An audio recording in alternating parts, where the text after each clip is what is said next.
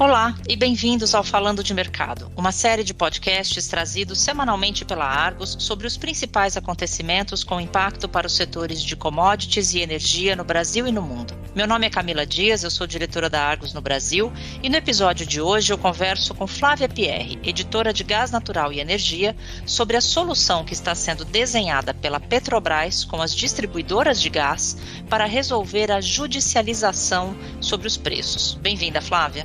Obrigada, Camila. Flávia, ao longo de 2021, as distribuidoras de gás natural no país fizeram chamadas públicas para contratar os seus volumes de gás para esse ano. Mas nem todas conseguiram atrair novos supridores e acabaram tendo de renovar contratos com a Petrobras e aí a preços mais altos. Isso causou uma judicialização no setor. Explica para a gente o que foi que aconteceu exatamente e os desdobramentos. Pois é, Camila. Estamos vendo as dificuldades da saída de um monopólio para um modelo competitivo no mercado do gás natural no Brasil. No ano passado, como você lembrou, tivemos novos supridores de gás natural aparecendo para competir nas chamadas públicas de suprimento de gás das distribuidoras nos estados. Em vários estados, em especial nos estados do Nordeste, tais chamadas públicas tiveram resultados positivos, com empresas como Shell, Equinor, Galp, PetroRecôncavo, Origem e outras, ganhando os certames e passando a vender gás natural para as distribuidoras, que deixaram de comprar todo o volume de gás ou parte desses volumes diretamente da Petrobras. Na maioria dos casos, o preço desses contratos também ficou mais barato do que o contrato anterior com a Petrobras. Isso porque os novos supridores conheciam os preços da estatal nos contratos assinados em 2020 e ofereceram descontos a esse preço para ganharem as disputas. Ficou bom para todo mundo, não? Bem, não é bem assim. Isso porque algumas empresas não conseguiram fechar contratos por diversas razões, entre elas, por terem iniciado as suas chamadas públicas no segundo semestre do ano, quando os novos supridores já tinham vendido gás em outros contratos. Mas para piorar o quadro, no último trimestre de 2021, houve um anúncio pela Petrobras de que ela aumentaria o seu preço de contrato, pois teria de importar gás natural liquefeito para atender aos novos pedidos, o que iria aumentar bastante o preço. Resultado, Camila: ao menos 6 distribuidoras ficaram entre a cruz e a espada, ou entre a Petrobras e os seus altos preços, sem contrato competitivo de gás e tendo como única opção de supridor a própria Petrobras, agora com preços ainda mais altos. Flávia, e o caminho foi levar o assunto para a justiça? Exatamente, Camila. Ao menos 6 estados, eu cito Alagoas, Espírito Santo, Ceará, Santa Catarina, Sergipe e Rio de Janeiro, recorreram à justiça no comecinho de 2022 para que a Petrobras tivesse de manter o preço de contrato de gás nos mesmos níveis praticados em 2021 e não fizesse o aumento conforme a empresa havia dito que faria. A diferença nos valores seria grande caso o aumento prometido pela Petrobras chegasse a esses contratos. A estatal praticou, em 2021, uma precificação de 11% do valor do barril de petróleo para os contratos de gás no atacado. Mas para 2022, a estatal informou que esse valor pularia para 19% do preço do barril de petróleo. Depois, acabou reduzindo para 16,5%. Mesmo assim, um aumento considerável. Os governos desses 6 estados, ou as próprias distribuidoras, conseguiram reverter na justiça esse aumento. E até junho de 2022, elas estariam recebendo o gás da Petrobras pelo preço antigo de 2021. Porém, essas decisões são liminares, ou seja, em caráter emergencial e podem cair a qualquer momento. E como é que o setor de gás natural encarou essa instabilidade, Flávia? Olha, Camila, temos várias diferentes visões sobre o tema.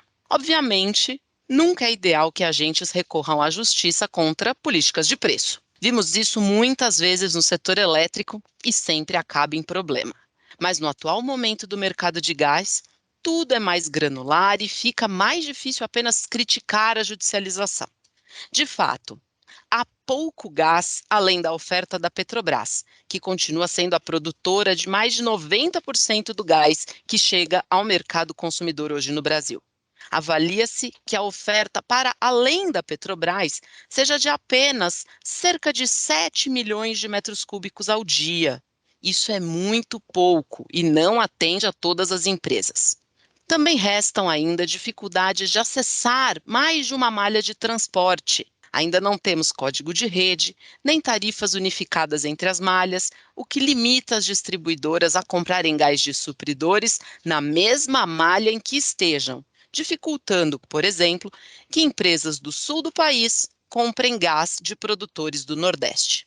Por outro lado, há quem questione se as distribuidoras deveriam ter iniciado as suas chamadas públicas antes do segundo semestre, o que poderia ter, talvez, levado até a própria Petrobras a oferecer preços mais baixos, já que ainda não havíamos avançado tanto na crise hídrica de 2021 e os preços internacionais de gás e petróleo também estavam em níveis menores.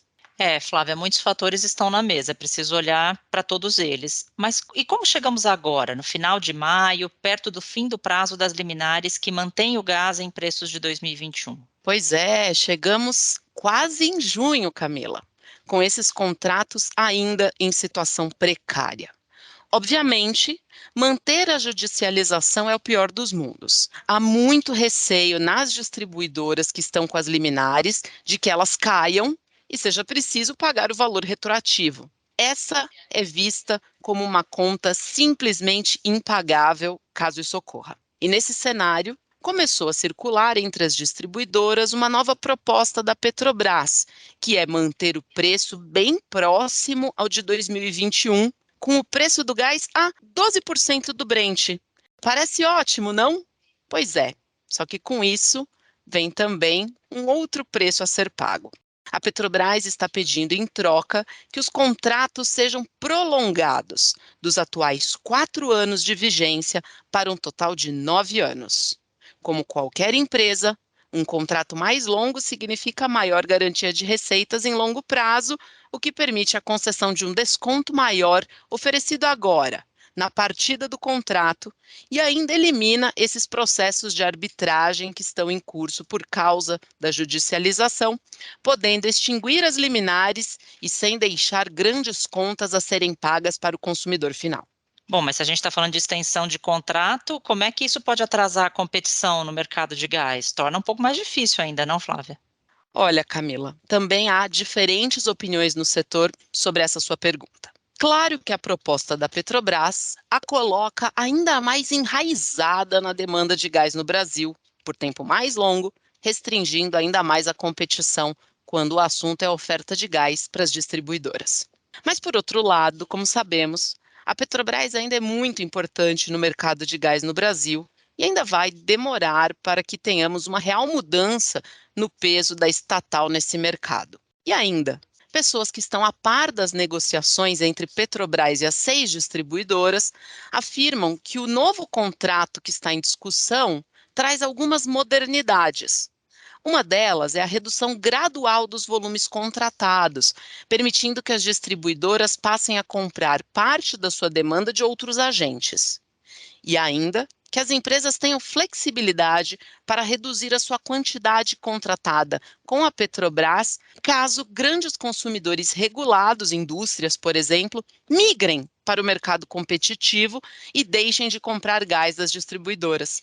Essas são novidades que podem ajudar a não travar a competição de gás nesses estados. Portanto, na prática, é possível que esse movimento da Petrobras com as distribuidoras não altere a abertura de mercado em si. As distribuidoras querem sim diversificar os seus fornecedores e os novos supridores, as outras empresas que não a Petrobras, também estão ávidas para vender gás para as distribuidoras, oferecendo descontos ao preço Petrobras.